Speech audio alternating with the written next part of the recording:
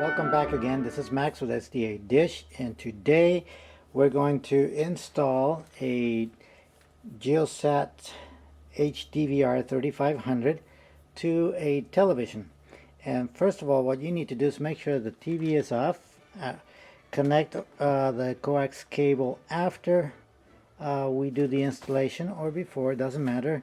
But the next step would be to either connect the yellow, white, and red, which is the AV connections, like these right here, to the back of the set, which I'm displaying right now, and these to the back, the other end to the back of the receiver.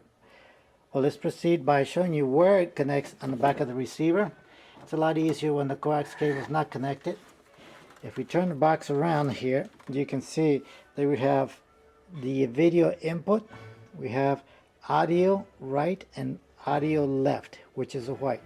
So we will proceed to plug in the yellow to yellow, which is video, white to white right there, and then red to red.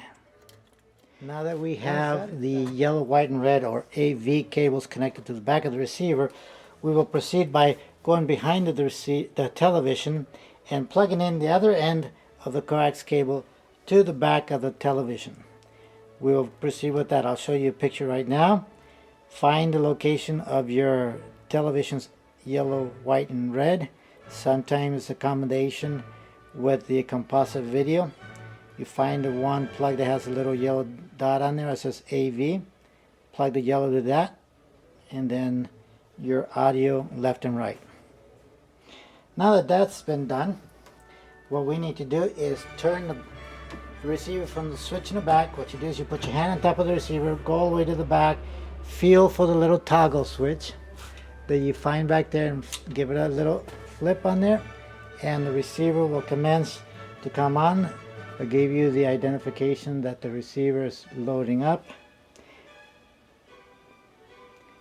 It takes about a minute to boot and load all the content of the receiver, and once it's up,